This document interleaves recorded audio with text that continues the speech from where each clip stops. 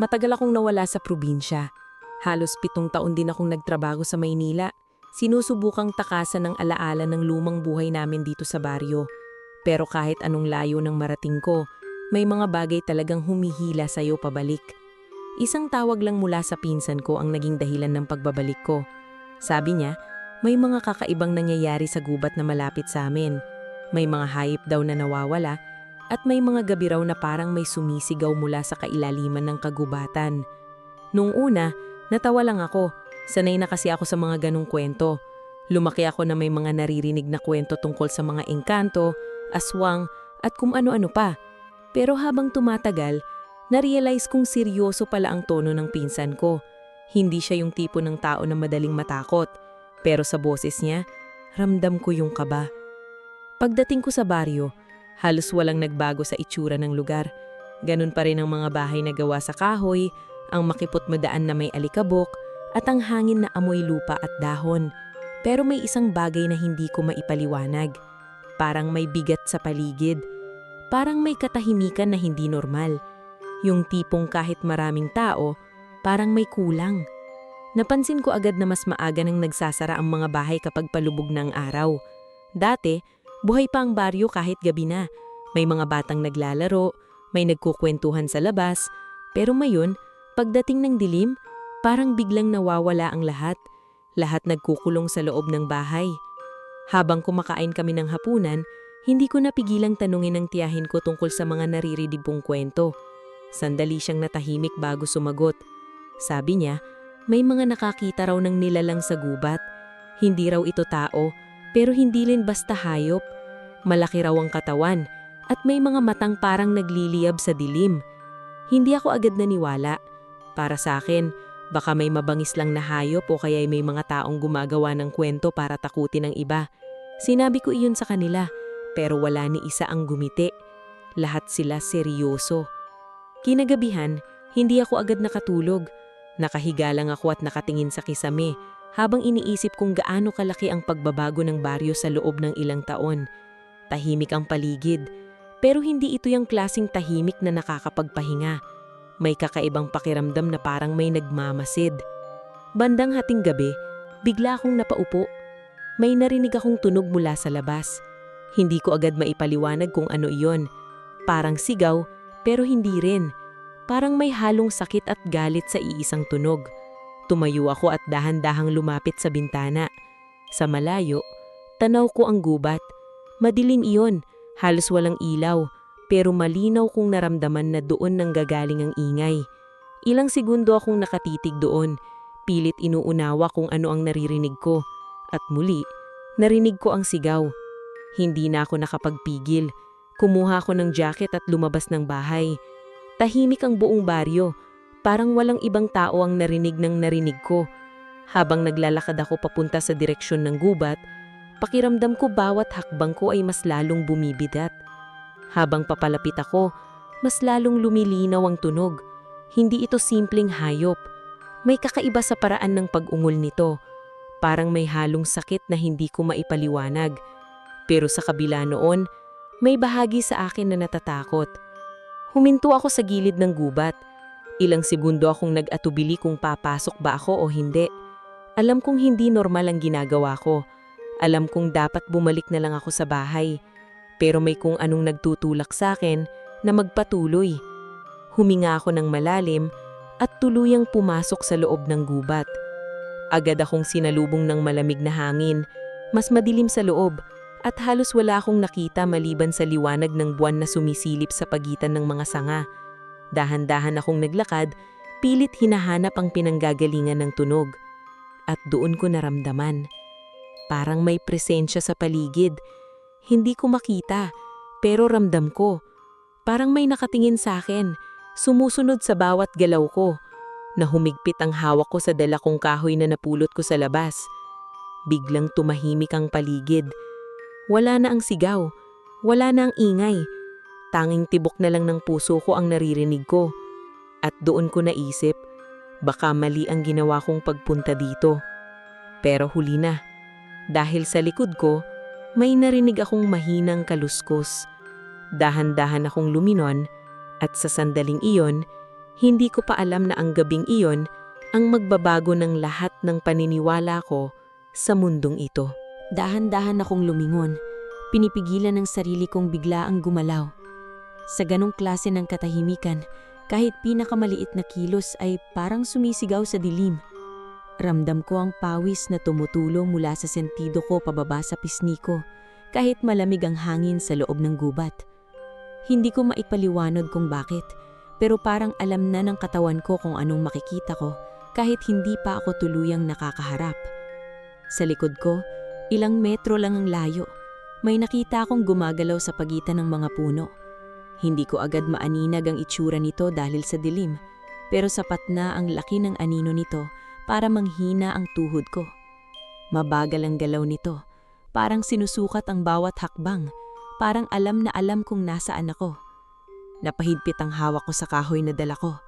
Wala akong dalang ilaw, wala akong anumang sandata kundi iyon. Pero sa sandaling iyon, hindi ko na inisip kung sapat ba iyon o hindi. Ang alam ko lang, hindi ako pwedeng umatras ng basta-basta. Unti-unting lumabas ang nilalang mula sa likod ng puno. Doon ko siya unang nakita ng malinaw. Hindi ko alam kung paano ko ilalarawan ang nakita ko. Hindi siya mukhang hayop, pero hindi rin siya tao. Malaki ang katawan niya, halos doble ng laki ko. At ang balat niya ay parang madilim na anino na may halong anyong buhay. Ang mga mata niya ang pinaka nakakatakot. Nag-aapoy sa kulay pula, parang may galit na hindi maipaliwanag. Napaatras ako ng isang hakbang ng bahagya, pero hindi ako tumakbo. Hindi ko alam kung takot ba o katigasan ng ulo ang pumipigil sa akin. Pero sa isip ko, ito na yung sinasabi nilang halimaw. Napansin ko rin agad ang isang bagay. May dugo sa lupa, ilang hakbang lang mula sa kinatatayuan ko. At doon, nakahandusay ang isang aso, isa sa mga alaga ng kapitbahay namin. Hindi na ito gumagalaw, parang ilang oras na itong patay. Biglang naghalo ang takot at galit sa dibdib ko. Hindi ko na inisip kung ano ba talaga ang nilalang na iyon. Sa isip ko, isa lang siyang halimaw na nananakit at pumapatay. At sa sandaling iyon, parang may kumurot sa konsensya ko na kailangan ko itong pigilan. Gumalaw ang nilalang. Mabilis. Sa isang iglap, halos nasa harap ko na siya. Narinig ko ang malakas niyang paghinga. Mabigat at parang puno ng galit. Napaatras ako at agad kong itinaas ang kahoy na hawak ko bilang depensa. Tumama ang isang matalim na kuko niya sa kahoy, dahilan para mabitawan ko iyon. Bumagsak ako sa lupa at saglit akong nawalan ng balanse. Ramdam ko ang lamig ng lupa sa likod ko habang pilit akong bumangon. Hindi niya ako agad inatake ulit. Nakatayo lang siya sa harap ko, nakatingin. Parang sinusuri ako, parang may iniisip. At doon ko naramdaman ang kakaibang pakiramdam. Hindi lang siya galit, parang may halong sakit sa mga mata niya. Isang bagay na hindi ko maipaliwanag kahit malinaw kong nakita kahit sa dilim. Pero hindi sapat iyon para pigilan ang sarili ko. Kumuha ako ng maliit na bato at inihagis ko sa kanya. Hindi iyon tumama, pero sapat iyon para muli siyang gumalaw. Umungol siya, isang tunog na hindi ko pa narinig sa buong buhay ko. Hindi iyon simpleng sigaw ng hayop, parang may halong paghihirap at galit na sabay na sumisigaw. Napaatras ako ulit, at sa pagkakataong iyon, tumakbo na ako. Hindi ko alam kung saan ako pupunta. Basta ang alam ko, kailangan kong makalayo. Tumatakbo ako sa pagitan ng mga puno, halos hindi ko na makita ang dinadaanan ko. Ilang beses akong nadapa, pero agad akong tumatayo. Sa likod ko, naririnig ko ang galaw niya. Mas mabilis siya sa akin, mas malakas, at sa bawat hakbang ko, pakiramdam ko palapit siya ng palapit. Hanggang sa may narinig akong isa pang sigaw, mas malakas, mas masakit. Napahinto ako. Hindi ko alam kung bakit, pero napalingon ako pabalik. At doon ko siya nakita. Nakatayo sa gitna ng liwanag ng buwan, tila napapaurong, parang may pinipigilan sa sarili niya. Hindi na siya sumusunod. Nakatitig lang siya sa akin. At sa sandaling iyon, kahit nanginginig ang buong katawan ko, malinaw sa isip ko ang isang bagay. Hindi ito basta hayop. Pero sa kabila noon, nanaig pa ang takot. Tumalikod ako at tuluyang tumakbo palabas ng gubat. Halos hingalin ako pagdating ko sa gilid at hindi na ako lumingon pa. Diretso akong gumalik sa bahay. Sarado ang pinto at halos hindi makatulog hanggang umaga. Kinabukasan, parang wala akong ibang iniisip kundi ang nakita ko. Hindi na ito kwento lang. Hindi na ito haka-haka. May halimaw talaga sa gubat. At sa kabila ng lahat ng nakita ko, isang desisyon ang unti-unting nabubuo sa isip ko. Hindi ako pwedeng manatiling takot. Kailangan kong siyang harapin. At kung kinakailangan, kailangan kong siyang patayin. Kinabukasan, hindi pa man sumisikat ang araw ay gising na ako. Hindi ako nakatulog ng maayos. Paulit-ulit sa isip ko ang itsura ng nilalang na nakita ko sa gubat, lalo ng mga mata nito. Hindi ko maalis sa isip ko yung kakaibang halo ng galit at sakit na nakita ko roon. Pero kahit ganon, mas nangingibabaw pa rin ng takot at ang ideya na isa itong panganib na kailangang mawala. Habang kumakain kami ng almusal, tahimik lang ako. Ramdam kong napapansin ng tiyahin ko ang pagiging balisa ko, pero hindi niya ako tinatanong. Siguro alam niya na may nakita ako kagabi. Sa baryong ito, bihira ang mga bagay na nananatiling lihim. Hindi na ako nakapagpigil.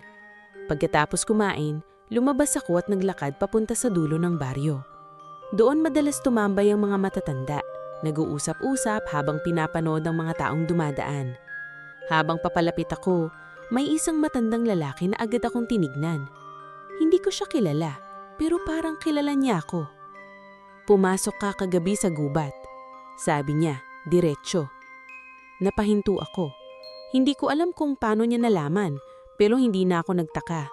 Sa lugar na ito, may mga bagay na hindi na kailangang ipaliwanag. Lumapit ako sa kanya at umupo sa kahoy na bangko sa tabi niya. Hindi ko alam kung bakit, pero parang may tiwala akong mararamdaman sa kanya. Siguro dahil sa paraan ng pagtitig niya, hindi mapanghusga, kundi parang may alam na higit pa sa nakikita. "Ito ba yung sinasabi nilang halimaw?"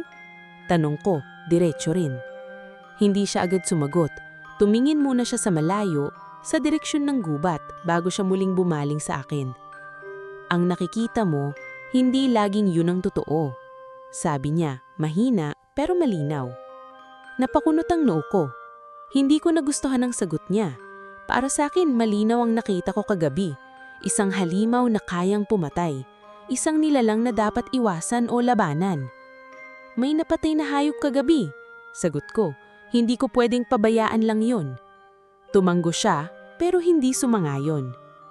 "Hindi ko sinasabing wala siyang nagawang masama," sabi niya. "Pero hindi mo pa nakikita ang buong kwento." Sandali akong natahimik. Hindi ko alam kung bakit, pero may bahagi sa akin na gusto siyang pakinggan. Pero mas malakas pa rin ang paniniwala ko na may dapat gawin. "Ano bang sinasabi mo?" Huminga siya ng malalim bago nagsalita. "May mga nilalang sa gubat na hindi dapat ginagalaw. May mga sumpa na hindi basta-basta naiintindihan ng tao. Kapag pinilit mong kalabanin ng isang bagay na hindi mo lubos na kilala, ikaw ang mawawala." Hindi ko napigilang mapangiti ng bahagya, pero hindi yun dahil natutuwa ako. Parang gusto kong ipakita na hindi ako naniniwala sa sinasabi niya. "Kung hindi ko siya lalabanan, sino ang gagawa? Hindi pwedeng hayaan na lang siya." Hindi siya sumagot agad. Sa halip, may kinuha siya sa bulsa ng lumang damit niya. Isang maliit na bagay na nakabalot sa tela. Inabot niya iyon sa akin. Dahan-dahan kong tinanggap at binuksan. Isang anting-anting. Simple lang ang itsura, parang gawa sa lumang kahoy at may ukit na hindi ko maintindihan. Pero habang hawak ko iyon, may kakaibang pakiramdam na dumaloy sa palad ko. Hindi ko may paliwanag pero parang may bigat, parang may kahulugan. "Dalhin mo yan," sabi niya. "Hindi para talunin ang nakikita mo, kundi para maintindihan kung ano talaga ang kaharap mo." Tinignan ko siya, nagtataka. "Hindi ko kailangan ng ganito," sagot ko, kahit hindi ako sigurado sa sarili ko. Ngumiti siya ng bahagya, parang alam niya ang iniisip ko. "Darating ang oras na maiintindihan mo kung bakit ko yan ibinigay." Hindi na ako siya nakontrahan. Sa halip, inilagay ko ang anting-anting sa bulsa ko. Hindi dahil naniniwala ako sa sinabi niya, kundi dahil may parte sa akin na nagsasabing baka kailanganin ko rin yun. Tumayo ako at naglakad palayo, pero bago ako tuluyang umalis, narinig ko siyang muling sumalita. Hindi lahat ng halimaw ay masama, at hindi lahat ng mukhang mabuti ay tama. Hindi na ako lumingon. Habang naglalakad ako pauwi, mas lalo lang gumulo ang isip ko. Sa isang banda, malinaw sa akin ang nakita ko kagabi. Isang halimaw na kayang pumatay. Isang nilalang na dapat iwasan o labanan. Pero sa kabilang banda, may mga salita nung matandang iyon na hindi ko maalis sa isip ko. Pagdating ko sa bahay, agad kong hinawakan ng anting-anting sa bulsa ko. Hindi ko alam kung bakit pero parang may hatak ito sa akin. Pero sa huli, isang desisyon pa rin ang naigig. Kahit ano pa ang sinasabi ng matanda, kahit ano pa ang maaaring katotohanan na hindi ko pa alam, hindi magbabago ang isang bagay. Kailangan kong bumalik sa gubat. At sa susunod, hindi na ako aatas. Handa na akong harapin ang halimaw. At kung kinakailangan, tapusin ito. Hindi na ako naghintay ng isa pang gabi para magdesisyon. Buong araw, hindi ako mapakali. Paulit-ulit kong iniisip ang sinabi ng matanda. Pati na rin ang mga mata ng nilalang na nakita ko sa gubat. May bahagi sa akin na nagdududa pero mas malakas pa rin ang paniniwala kong may dapat akong gawin. Hindi ko kayang hayaan na may ganong nilalang na malayang gumagala, lalo na kung may posibilidad na makasakit pa ito ng iba. Pagdating ng hapon, nagsimula na akong maghanda. Hindi ako basta papasok sa gubat na walang laban. Kumuha ako ng matibay na itak mula sa lumang aparador ng tsewin ko. Matagal na itong hindi nagagamit pero matalim pa rin ang talim nito. Sinubukan kong iswing ito ng ilang beses, pinapakiramdaman ng bigat at kung gaano ko ito kakayanin sa laban. Kumuha rin ako ng flashlight kahit alam kong maaring hindi ito sapat sa lalim ng gubat. Nagbaon ako ng ilang pirasong tela, tubig at pagkain. Hindi ko alam kung gaano ako katagal doon pero ayokong magkulang sa anumang bagay na maaring makatulong sa akin. Habang inaayos ko ang mga dadalhin ko, nahawakan ko ang anting-anting na ibinigay ng matanda. Saglit akong napatigil. Hindi ko alam kung bakit pero parang may pumipigil sa akin na baliwalain iyon. Sa huli, isinabit ko ito sa leeg ko. Hindi dahil naniniwala ako sa kapangyarihan nito, kundi dahil mas mabuti ng handa kaysa magsisi sa huli. Bago tuluyang lumubog ang araw, tahimik akong umalis ng bahay. Wala akong pinagsabihan. Ayokong may pumigil sa akin. Alam kong kapag may nakaalam, pipilitin nila akong huwag tumuloy. Pero desidido na ako. Habang papalapit ako sa gubat, unti-unting nagbabago ang pakiramdam ng paligid. Parang mas mabigat ang hangin, mas malamig kahit hindi pa ganap ang gabi. Ang mga tunog ng ibon at insekto ay unti-unting nawawala, napapalitan ng katahimikan na hindi komportable. Huminto ako sa gilid ng gubat, sa parehong lugar kung saan ako tumigil kagabi. Saglit akong tumingin sa loob, pilit kinakalma ang sarili ko. Ramdam kong tibok ng puso ko, mabilis at malakas, pero hindi na ako umatras. Huminga ako ng malalim at tuluyang pumasok. Mas maingat na ang bawat hakbang ko ngayon, hindi tulad kagabi na parang sinusundan ko lang ang ingay. Ngayon ay mas sinusuri ko ang paligid. Bawat galaw ng dahon, bawat kaluskos ng sanga, pinapansin ko. Habang lumalalim ako, lalo kong nararamdaman ang presensya na naranasan ko kagabi. Parang may mga matang nakamasid sa akin mula sa dilim. Hindi ko sila makita pero ramdam ko. Napahawak ako sa anting-anting na nakasabit sa leeg ko. Hindi ko inaasahan pero parang may konting init na nagmumula dito. Hindi ko iyon pinansin pero hindi ko rin ito tinanggal. Nagpatuloy ako sa paglalakad hanggang sa marating ko ang isang bahagi ng gubat na mas bukas, kung saan mas malinaw ang liwanag ng buwan. Doon ako huminto. Tahimik, walang ingay, walang galaw. Pero alam kong nandito siya. Napahigpit ang hawak ko sa itak habang dahan-dahan akong umiikot, sinusubukang hanapin kung saan siya maaring magmula. Ilang segundo ang lumipas hanggang sa bigla kong narinig ang isang mahinang kaluskos sa likod ko. Hindi na ako nag-atubali. Agad akong lumingon at itinaas ang itak ko. At doon ko siya nakita. Nakatayo siya sa pagitan ng dalawang puno, nakatingin sa akin. Mas malinaw ko nang nakikita siya ngayon kaysa kagabi. Ang laki ng katawan niya parang hindi normal at ang balat niya ay tila gumagalaw parang animo. Ang mga mata niya ay nagliliyab pa rin, pero ngayon mas malinaw kong nakita ang kataibang lungkot na naroon. Hindi ako umatras. Sa halip, dahan-dahan akong lumapit. Gumalaw siya, pero hindi para umatake. Parang nag-aalangan. Parang may pinipigil sa sarili niya. Halika, bulong ko sa sarili ko, kahit hindi ko alam kung bakit ko iyon sinabi. Bigla siyang umungong, mas malakas kaysa dati, parang may lumalaban sa loob niya. Sa isang iglap, sumugod siya. Agad kong sinalibong ang atake niya. Tumama ang itak ko sa isa niyang braso pero parang wala lang iyon sa kanya. Tinulak niya ako dahilan parang mawalan ako ng balanse at mapaatras. Hindi ako sumuko. Muli akong sumugod, pilit tinatamaan ang katawan niya. Ilang beses akong muntik ng tamaan ng mga kuko niya at isang beses nasugatan pa ang braso ko. Ramdam ko ang hapdi pero hindi ko iyon pinansin. Habang tumatagal ang laban, napapansin kong hindi siya basta-basta umaatake. May mga sandali na parang humihinto siya, parang may iniisip bago muling bumalik sa pagiging agresibo. At doon ko naalala ang sinabi ng matanda. Hindi mo pa nakikita ang buong kwento. Sandali akong nag-alangan, pero huli na. Dahil sa sandaling iyon, itinaas ko ang itak ko para sa isang malakas na hampas.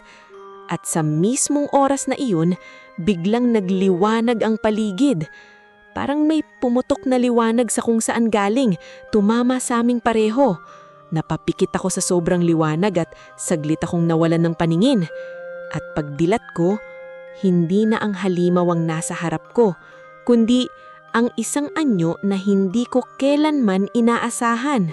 Nanatili akong nakatayo, hindi gumagalaw, habang unti-unting humuhupa ang matinding liwanag sa paligid. Parang ilang segundo akong nawala ng hininga, hindi dahil sa pagod, kundi dahil sa hindi ko maipaliwanag na pakiramdam na biglang bumalot sa akin. Ang kamay ko nakataas pahin, hawak ang itak na handa sanang bumagsak sa nilalang na nasa harap ko ilang sandali lang ang nakalipas. Pero wala na ang halimaw. Sa halip, isang anyo ang unti-unting nagiging malinaw sa harap ko. Hindi ko agad maintindihan ang nakikita ko. Parang ayaw tanggapin ng isip ko ang realidad. Sa gitna ng madilim na gubat, may isang figura na tila kumikislap sa liwanag ng buwan. Nakaluhod siya sa lupa, bahagyang nakayuko, at ang buhok niya ay tila sumasabay sa hangin kahit halos wala namang galaw ang paligid. Dahan-dahan akong humakbang palapit, hindi ko alam kung tama ba ang ginagawa ko.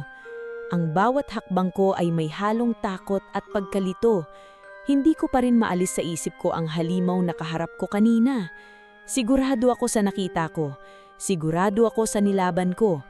Pero ngayon, ibang-iba ang nasa harap ko. Isang babae.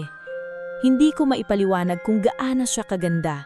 Hindi ito yung tipong kagandahan na nakikita mo araw-araw. Parang may kakaiba sa presensya niya. Parang hindi siya dapat naroroon. Parang hindi siya bahagi ng mundong ito. Ang balat niya ay tila may sariring liwanag. At ang mga mata niya, kahit nakayuko siya, ay may kakaibang kinang na hindi ko maipaliwanag. Napahinto ako ilang hakbang ang layo sa kanya. Hindi ko na maitataas ang itak ko. Hindi ko na kayang umatake. Anong nangyari? Halos babulong kong tanong kahit hindi ko alam kung kanino ko ito tinatanong. Unti-unti siyang gumalaw. Dahan-dahan niyang itinaas ang ulo niya at doon ko nakita ang mukha niya ng malinaw. Hindi ko maipaliwanag kung bakit, pero parang may kirot sa dibdib ko nang magtama ang mga mata namin. Hindi iyon takot, hindi rin galit. Parang lungkot, parang pagod, parang may dinadala siyang sakit na matagal na. Napatulala ako. Literal na hindi ako makagalaw. Ang mga kamay ko ay nanghina at ang itak na hawak ko ay unti-unting bumaba hanggang sa tuluyan ko na itong nabitawan. Bumagsak ito sa lupa na may mahinang tunog pero parang hindi ko iyon narinig ng malinaw. Ang buong atensyon ko ay nasaan niya. Bakit? Mahina niyang tanong, halos babulong. na parang hirap magsalita. Bakit mo ako sinundan? Napakurap ako, pilit bumalik sa sarili ko. Hindi ko agad nasagot ang tanong niya. Hindi dahil wala akong sasabihin, kundi dahil hindi ko alam kung saan magsisimula. Akala ko, nagsimula ako, pero naputol din agad. Akala ko isa kang halimaw. Saglit siyang natahimik, nakatingin lang siya sa akin at sa mga mata niya, nakita ko ang isang bagay na hindi ko inaasahan. Hindi siya nagulat, hindi siya nagalit. Parang tanggap niya na iyon ang iniisip ko. Unti-unti siyang napapikit at napahawak sa sarili niyang braso. Doon ko napansin na may sugat siya. Hindi lang isa, kundi marami. Parang may mga marka ng pakikipaglaban. At doon ko naalala, ako ang may gawa ng ilan sa mga iyon. May kung anong kumirot sa konsensya ko. Napalunok ako. Hindi ko alam kung paano itutuloy ang sasabihin ko. Hindi ko alam. Hindi siya sumagot agad. Sa halip, tumingin siya sa paligid. Parang may hinahanap o parang may pinapakinggan. Pagkatapos, bumalik ang tingin niya sa akin. "Umalis ka na," sabi niya. Mahina pero may bigat. Napailing ako. "Hindi," sabi ko. "Hindi ako aalis hanggat hindi ko naiintindihan kung ano ang nangyayari." Napatingin siya sa akin ng diretsyo. Sa pagkakataong iyon, mas malinaw kong nakita ang emosyon sa mga mata niya. Hindi lang lungkot, kundi takot. Hindi para sa sarili niya, kundi para sa akin. "Hindi mo naiintindihan," sabi niya. "Kapag nanatili ka pa, mas lalo kang malalagay sa panganib." "Anong panganib?" tanong ko agad. Pero bago pa siya makasagot, bigla siyang napahigpit ang hawak sa ulo niya.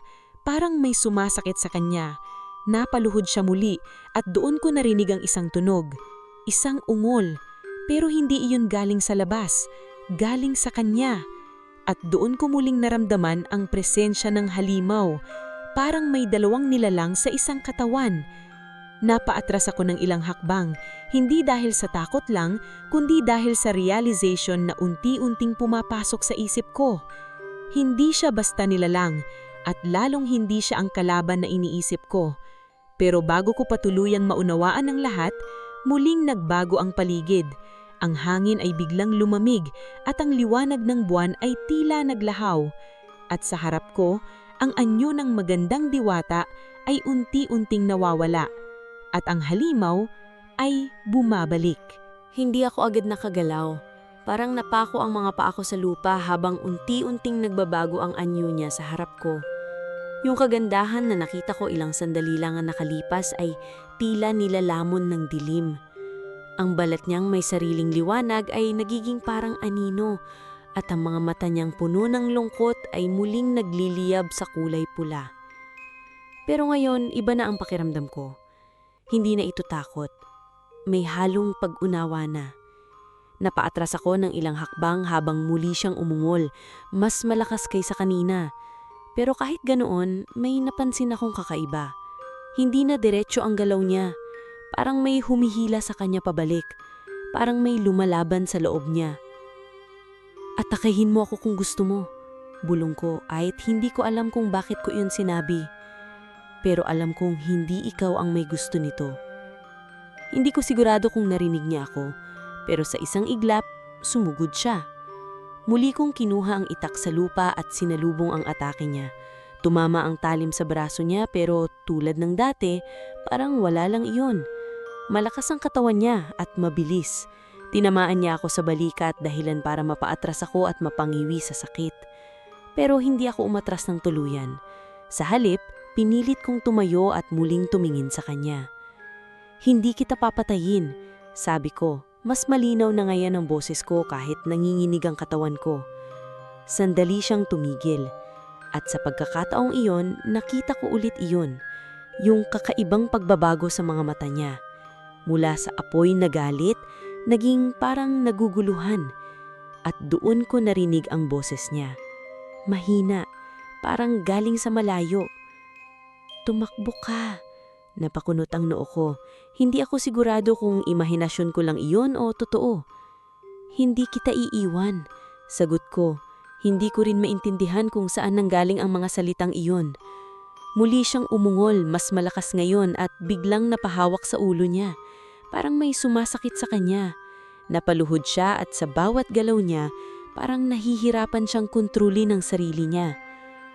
Hindi ko kontrolado, sabi niya putol-putol ang salita. Doon tuluyang pumasok sa isip ko ang katotohanan. Hindi siya ang halimaw. Isa siyang bihag. May kung anong pumipilit sa kanya na maging ganito. Dahan-dahan akong lumapit kahit alam kong delikado.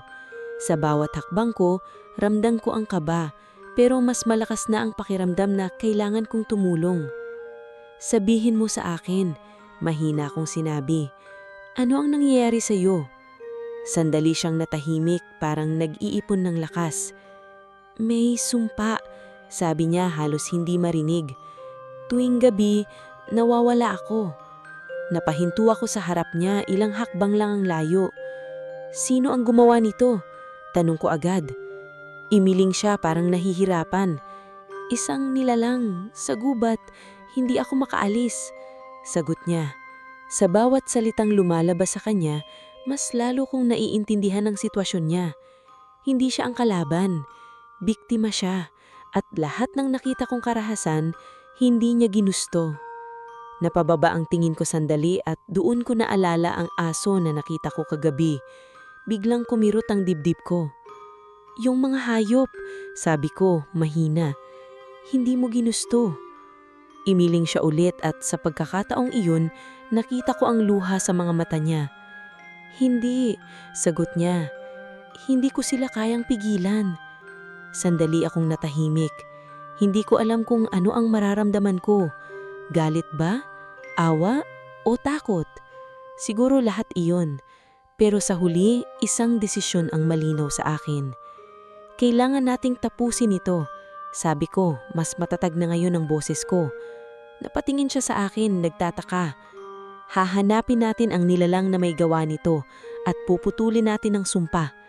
Bigla siyang napailing, parang natatakot sa ideya. Hindi mo kaya, sabi niya, mas malakas siya. Hindi ko kailangang maging mas malakas. Kailangan ko lang maging handa.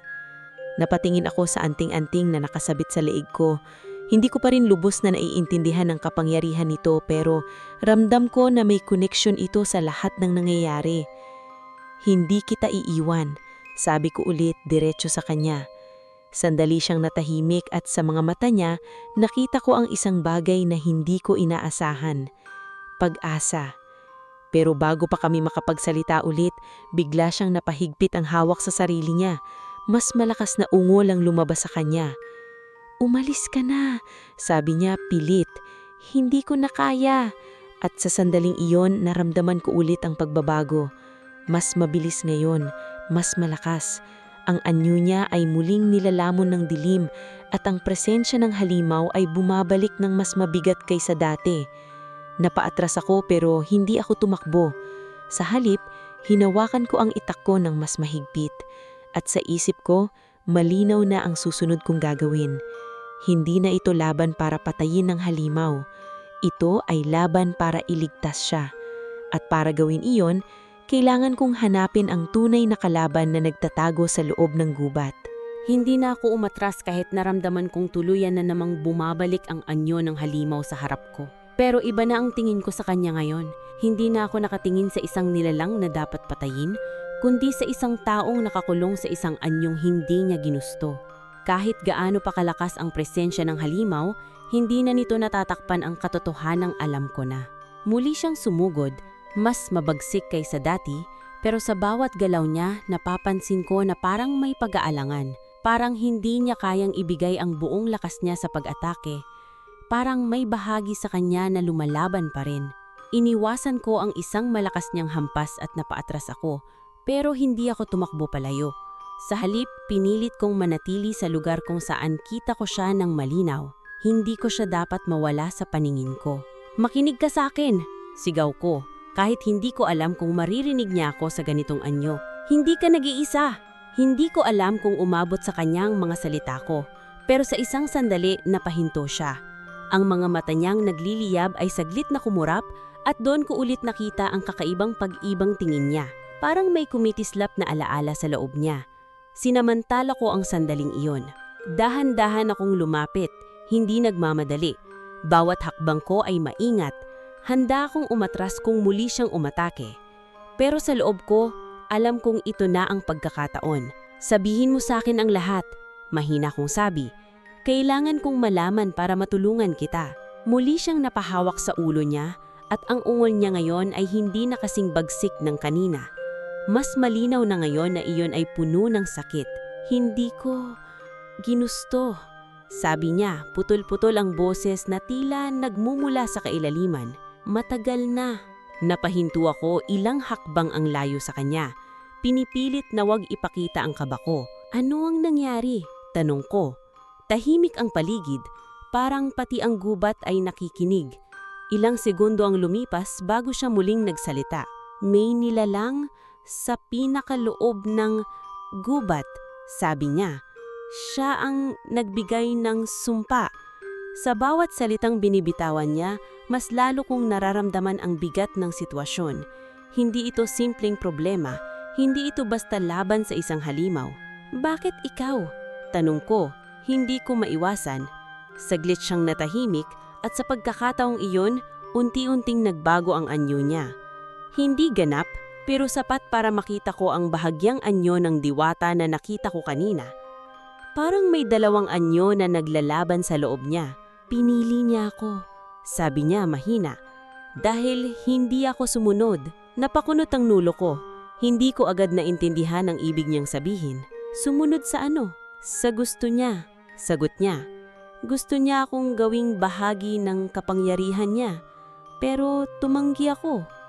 Unti-unting nabubuo sa isip ko ang larawan, isang nilalang sa gubat na may kapangyarihan na kayang magbigay ng sumpa at pinipilit ang iba na sumunod sa kanya. At dahil tumanggi ka, sabi ko, tinutuloy ang ideya. Ginawa niya akong halimaw, dugtong niya. Tahimik akong napalunok. Hindi ko inaasahan ang ganitong lalim ng dahilan. Hindi ito simpleng sumpa, isa itong parusa. Gaano ka nakatagal ganito? Tanong ko. Hindi ko na maalala, sabi niya. Sa bawat gabi, unti-unti akong nawawala. Ramdam ko ang bigat ng mga salitang iyon. Hindi lang pisikal ang laban niya, pati ang sarili niya ay unti-unting kinukuha ng sumpa. Bakit hindi ka umaalis sa gubat? Tanong ko. Umiling siya. Hindi ako makaalis, sagot niya. May pumipigil sa akin, parang tangkalaya na hindi ko makita. Napatingin ako sa paligid, bigla kong naramdaman na parang may kung anong mas malalim na presensya sa loob ng gubat. Parang may nagmamasad sa amin mula sa malayo. Doon ko naramdaman na hindi lang kami ang narito. Pinapanood tayo, mahina kong sabi. Napatingin siya sa akin at sa mga mata niya, nakita ko ang takot na hindi niya maitago. Oo, sagot niya. Lagi siyang nanonood. Biglang lumamig ang hangin, parang dumaan na hindi ko makita pero sapat para maramdaman ko ang bigat ng presensya nito. Mas lalo akong napahigpitan sa hawak ko sa itak. Kung ganon, sabi ko, mas matatag na ang boses ko ngayon. Hahanapin natin siya. Napailing siya agad. Huwag, sabi niya. Hindi mo kayang kalabanin. Hindi ko kailangang gawing mag-isa. Kasama kita. Sandali siyang natahimik. Sa pagkakataong iyon, nakita ko ang pag-aalangan sa kanya. Parang gusto niyang maniwala, pero natatakot siyang umasa. Hindi ko alam kung kaya ko, sabi niya. Kaya mo, sagot ko agad. Dahil lumalaban ka pa rin hanggang ngayon. Tahimik siya, pero sa mga mata niya, nakita ko ang unti-unting pagbabago. Hindi pa ito ganap, pero may maliit na liwanag na nagsisimulang bumalik. Pero bago pa kami makapagdesisyon ng tuluyan, bigla siyang napahigpit sa sarili niya. Mas malakas na ungol ang lumabas sa kanya. At sa isang iglap, muling bumigat ang presensya ng halimaw. Umalis ka na, sabi niya, pilit. Bago pa niya mapangsin. Pero huli na, dahil sa pagkakataong iyon, naramdaman ko na. Mas mabigat, mas malamig, at mas nakakatakot kaysa sa halimaw na nasa harap ko. Ang tunay na presensya na nagtatago sa kailaliman ng gubat ay nagsisimula ng gumalaw. Hindi ko na inintindi ang takot na unti-unting gumagapang sa katawan ko. Mas malinaw na ngayon sa akin ang sitwasyon. Hindi na ito tungkol sa pagpatay sa halimaw, kundi sa paghanap sa kung ano ang tunay na pinagmumulan ng lahat ng ito. Ramdam ko na kung hindi ko ito tatapusin, hindi lang siyang mawawala, kundi pati ang katahimikan ng buong baryo. Napatingin ako sa kanya habang pilit niyang kinokontrol ang sarili niya. Ang anyo niya ay pabago-bago, parang may dalawang nilalang na nag-aagawan sa iisang katawan. Pero sa mga mata niya, kahit sandali lang, naroon pa rin ang sarili niyang pagkatao. Makinig ka sa akin, sabi ko, pilit pinapakalma ang boses ko. Hindi tayo pwedeng manatili dito. Kung totoo ang sinasabi mo, kailangan nating hanapin kung saan siya nagtatago. Napapikit siya, parang nag-iipon ng lakas. Ilang segundo siyang hindi gumalaw bago siya dahan-dahang tumanggo. Sa loob, mahina niyang sabi, sa pinakaloob ng gubat, may lugar na hindi nararating ng tao. Napatingin ako sa direksyong tinuturo ng katawan niya, kahit hindi siya diretsyong nagturo.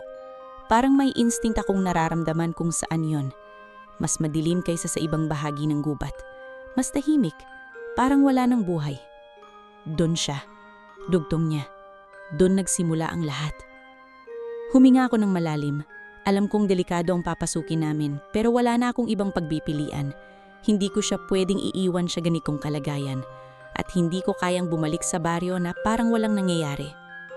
Samahan mo ako, sabi ko, diretso. Napatingin siya sa akin at sa pagkakataong iyon, nakita ko ang takot sa mga mata niya. Hindi ko alam kung makokontrol ko pa ang sarili ko. Sagot niya, hindi mo kailangan kontrolin lahat. Kailangan mo lang manatiling ikaw. Tahimik siya, pero hindi na siya tumanggi.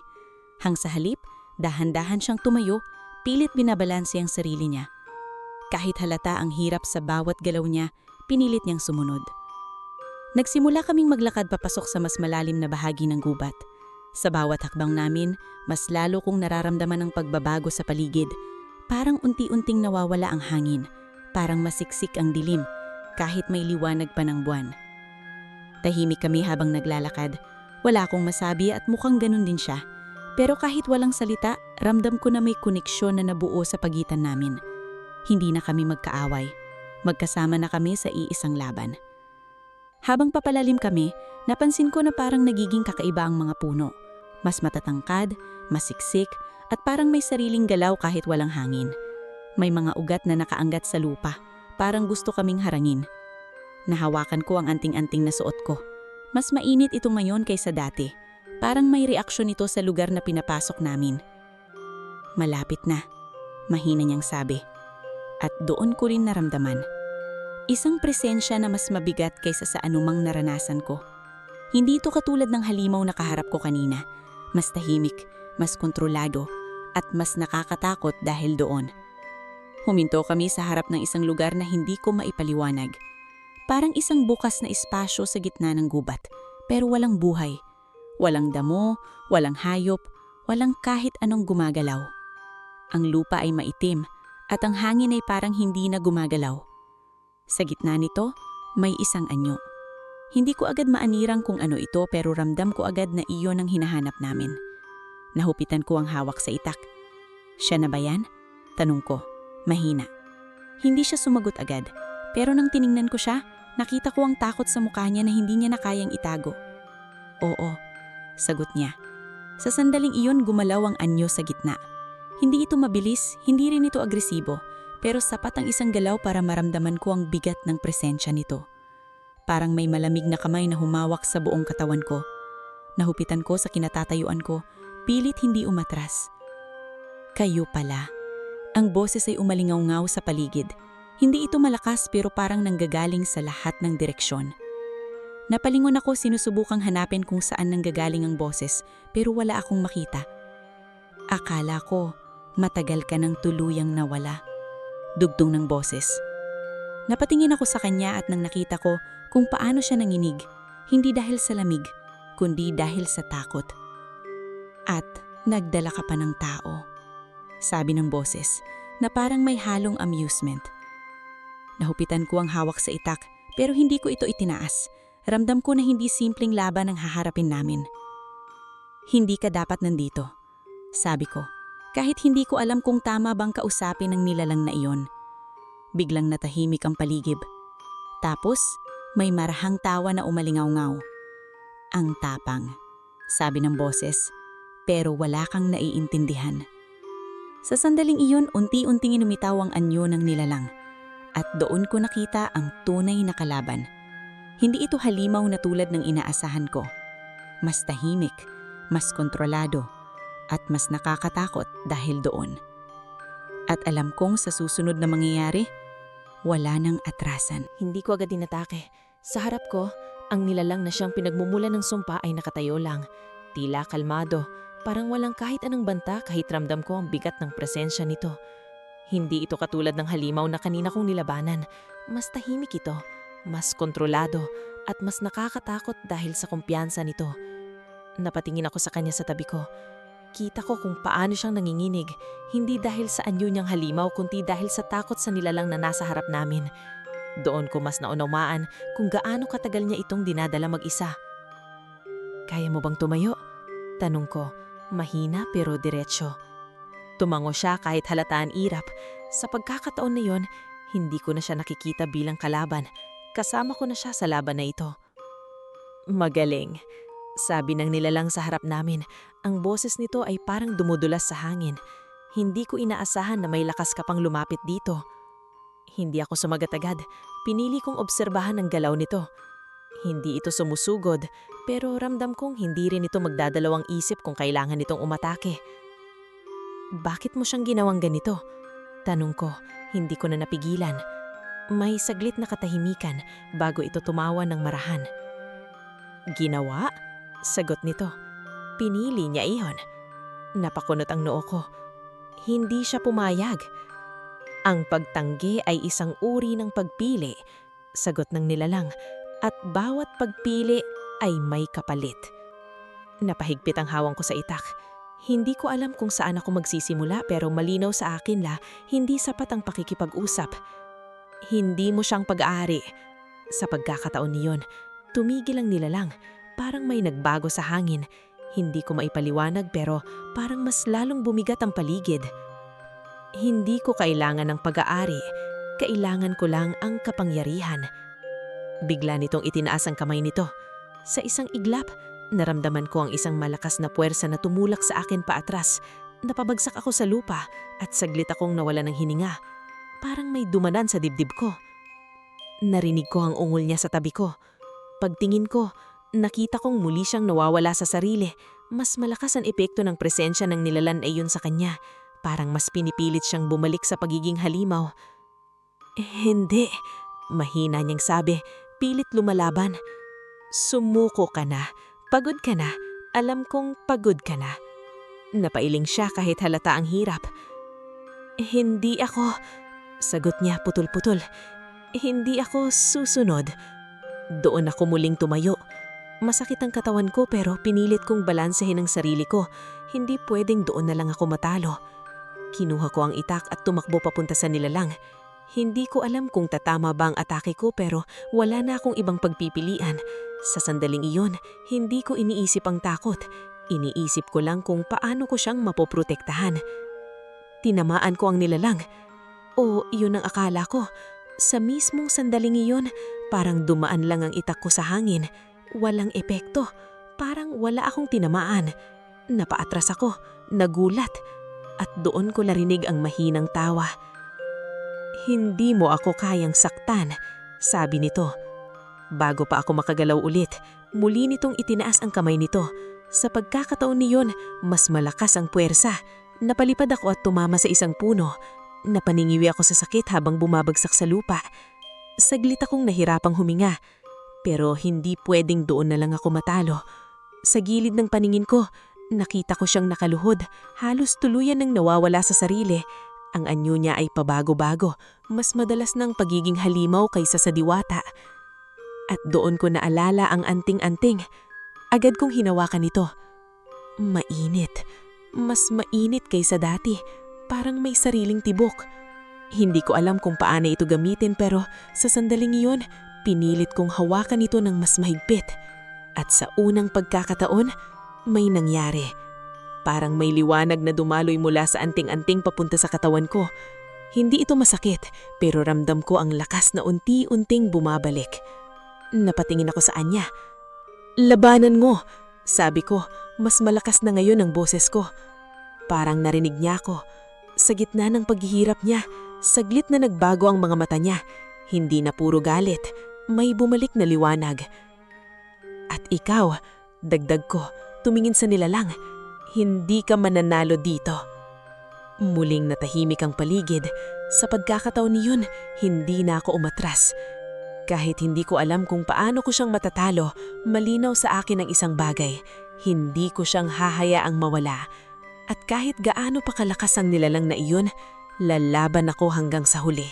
Dahil hindi na ito laban ng lakas. Ito ay laban para sa kalayaan niya. Hindi ko na iniisip kung gaano kalakas ang nilalang na nasa harap ko. Hindi ko na rin iniisip kung kaya ko ba talaga siyang talunin. Sa sandaling iyon, ang malinaw lang sa isip ko ay hindi ko hahayaang tuluyan siyang mawala sa sumpang bumabalot sa kanya. Mahigpit kong hinawakan ang anting-anting, at sa pagkakataong iyon hindi ko na ito tinignan bilang simpleng bagay lang. Ramdam ko na may koneksyon ito sa lahat ng nangyayari. Parang ito ang tulay sa pagitan ng mundo ko at ng mundong hindi ko pa lubos na naiintindihan. Lumapit ako sa kanya kahit ramdam kong tumitindi ang presensya ng nilalang sa gitna. Sa bawat hakbang ko, parang may pumipigil, parang may hangin na ayaw akong palapitin. Pero pinilit ko pa rin. Makinig ka sa akin, sabi ko, diretso sa kanya kahit nahihirapan siyang manatiling nasa sarili niya. Hindi pa tapos, nandito ka pa. Hindi siya agad sumagot, nakaluhod siya, naninginig, hawak ang ulo niya na parang pinipilit pigilan ang sakit. Pero sa sandaling iyon nakita ko ang bahagyang pag-angat ng tingin niya. Hindi ko na kaya, mahina niyang sabi. Hindi totoo yan, sagot ko agad. Kung hindi mo kaya, hindi ka sana lumaban hanggang ngayon. Napapikit siya, at sa pagkakataong iyon mas lalo kong hinigpitan ang hawak ko sa anting-anting. Hindi ko alam kung paano pero pinilit kong ituon ang buong atensyon ko doon. Parang may kung anong gumagalaw mula sa loob nito. Parang hinihintay lang na gamitin ko. Hindi ko siya papayagang kunin ka, sabi ko. Ngayon ay nakatingin na ako sa nilalang sa gitna. Saglit na natahimik ang paligid. Pagkatapos, narinig ko ang boses nito. Mas malamig kaysa dati. Hindi ikaw ang magdedesisyon, sabi nito. Sa isang iglap, muli nitong itinaas ang kamay nito. Pero sa pagkakataong iyon, handa na ako. Hindi ako umatras. Sa halip, itinaas ko ang anting-anting sa harap ko. At doon ko nakita ang liwanag. Hindi ito malakas na liwanag na nakakasilaw, kundi isang malinis at malinaw na sinag na tila dumadaloy mula sa anting-anting papunta sa paligid. Nang tumama ito sa hangin sa pagitan namin, parang may nabasag na hindi nakikita. Napaatrasan nila lang. Sa unang pagkakataon, nakita ko ang reaksyon nito. Hindi galit, kundi pag-aalinlangan. Sinamantala ko ang sandaling iyon. Lumapit ako sa kanya at hinawakan ko ang kamay niya. Mainit ang balat niya pero hindi na ito kasing bangis ng kanina. Ramdam ko ang panginginig niya pero hindi na ito kasing lakas. Ngayon, sabi ko, ito na ang pagkakataon. Napatingin siya sa akin at sa pagkakataong iyon hindi ko na nakita ang halimaw, kundi siya, yung totoong siya. Unti-unti siyang tumayo kahit nahihirapan. Hawak ko pa rin ang kamay niya at hindi ko ito binibitawan. Hindi ka na niya kayang kontrolin, sabi ko. Hindi ko alam kung saan nanggaling ang kumpiyansa ko. Labanan mo. Napapikit siya at sa pagkakataong iyon naramdaman ko ang pagbabago. Parang may puwersang lumalabas mula sa kanya, hindi para umatake, kundi para kumawala. Biglang nagbago ang paligid. Ang hangin ay umikot, ang mga puno ay tila gumalaw, at ang lupa ay bahagyang umuga. Ang presensya ng nilalang ay naging mas mabigat, pero hindi na ito ganap na kontrolado. Hindi maaari, sabi nito. Ngayon ay may halong galit. Pero huli na.